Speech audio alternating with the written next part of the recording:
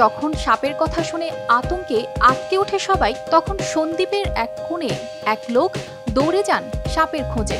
তার নাম আব্দুল হান্নান, যাকে সবাই হান্নান হুজুর নামে চেনে।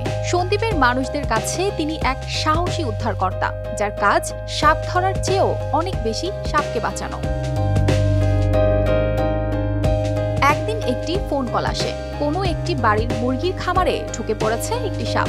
মুহূর্তের মধ্যে হান্নান তার মোটরসাইকেল নিয়ে বেরিয়ে পড়েন, হাতে শুধু একটি লোহার দণ্ড। তিনি জানেন সাপকে ধরার চেয়ে গুরুত্বপূর্ণ হলো সাপকে বাঁচানো। সির্ফ ফোঁস ফোঁস আওয়াজ শুনেই তিনি বুঝতে পারেন কোথায় লুকিয়ে আছে বিষধর সাপ। সাপের প্রতি তার অদ্ভুত ভালোবাসা আর সাহস তাকে আলাদা করে দিয়েছে সকলের থেকে। সাপ ধরতে গিয়ে হান্নান একটুও ভয় পান না। তিনি মনে করেন সাপ মানুষের শত্রু নয়, বরং তারা প্রকৃতির অপরিহার্য অংশ। সাপ ধরার জন্য তার বিশেষ কৌশল হলো লোহার দণ্ড দিয়ে সাপের একটি অংশ ধরার পর লেজ হাত দিয়ে ধরা, যেন সাপটি কোনোভাবে আঘাত না পায়। এই কৌশলের মাধ্যমে তিনি হাজারো সাপকে বাঁচিয়েছেন। অনেক হাজার সাপ রেস্কিউ করছি। আমাদের বন বিভাগ আছে, বনে ওখানে আমরা রেস্কিউ করি। মানুষের ঘরে থাকা মানে কি নিশি মানে কি, ওখান থেকে ওরা ভয় কাটিয়ে গেছে। এই কাজের জন্য কোনো পারিশ্রমিক নেন না হান্নান। তিনি নিজে থেকেই ছুটে যান সাপ উদ্ধারের কাজে। এমনকি মাঝরাতেও ফোন পেলেই বেরিয়ে পড়েন, যতই দূর হোক না কেন।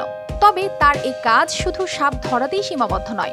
হান্নান বিশ্বাস করেন সাপকে সুরক্ষিত জায়গায় ছেড়ে দেওয়া উচিত। তাই প্রতিটি সাপ ধরার পর তিনি সেটিকে সন্দ্বীপের ম্যানগ্রোভ বনে অবমুক্ত করেন। সকালে আমি উঠার পরে ব্রাশ করলাম। ব্রাশ করতে দেখলাম আমাদের ঘরের পিছনে এই সাপ একটা দৌড়ে আসতেছে। আসার পর আমি পিছিয়ে একটা লাঠি দিয়ে ছুটে চললাম।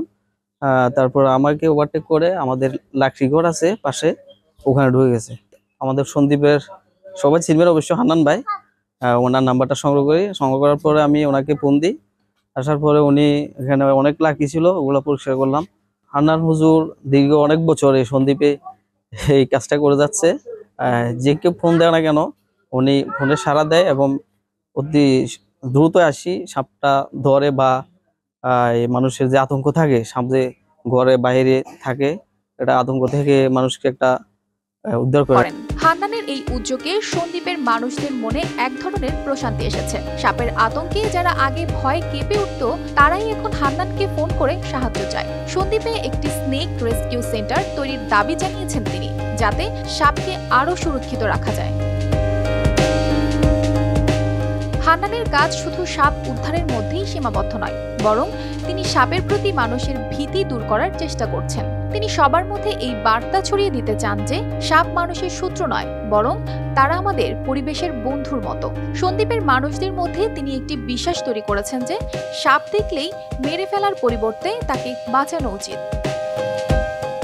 News desk, RTV।